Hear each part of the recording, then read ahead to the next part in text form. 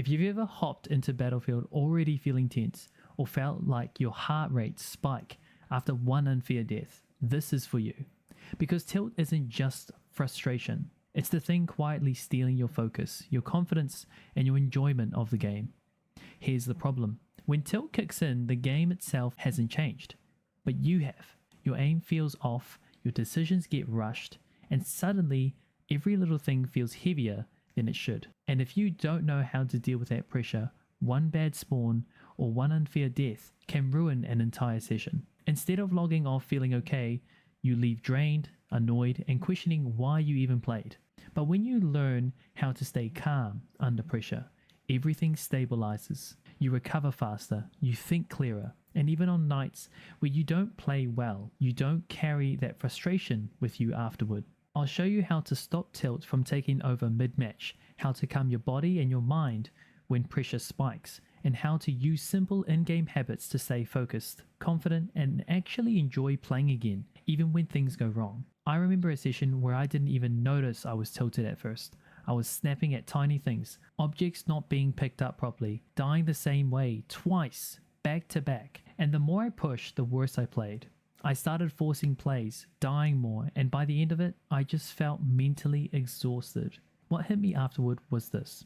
The game didn't suddenly get harder, my mechanics didn't disappear, the only thing that changed was my mental state. I didn't know how to stay calm under pressure, so every small thing piled on top of the last one.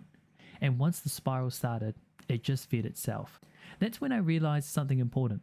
Tilt isn't about one big moment. It's about what you do with the pressure when it shows up. That's when I realized something important. Tilt isn't about one big moment. It's about what you do with the pressure when it shows up. Method 1. Letting things go. Short memory rule.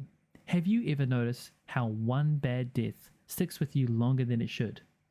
You respawn, but your head is still replaying what just happened. You're thinking about the missed shot, the unlucky timing, the thing that felt unfair, and now you're trying to play the next life while mentally stuck in the last one.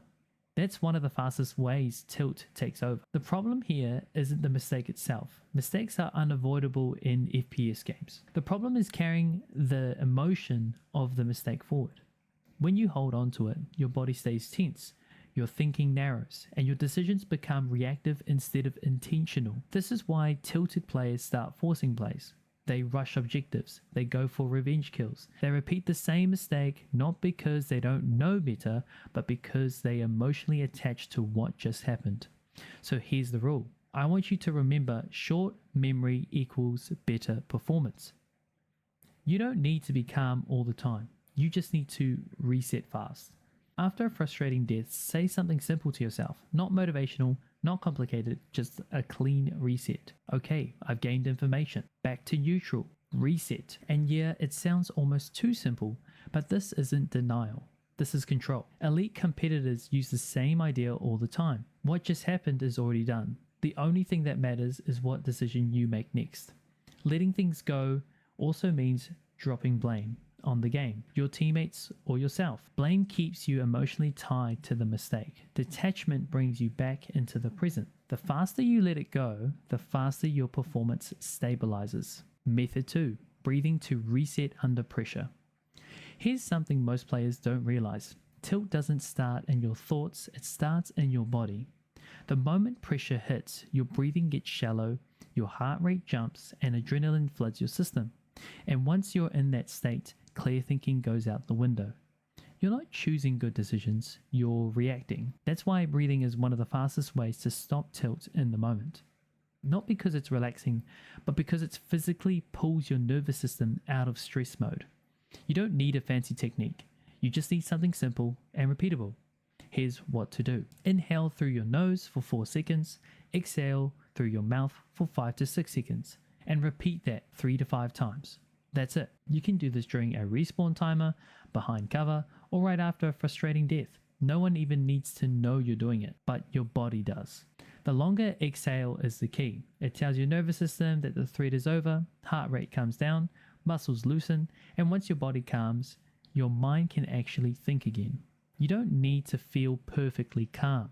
You You just need to feel calm enough to make the next decision clean. Think of breathing like a reset button for your body. Hit it early, and tilt never gets a chance to take control. Method 3. Communicating tilt instead of hiding it. This one catches a lot of players off guard, because most of us think tilt is something we should hide.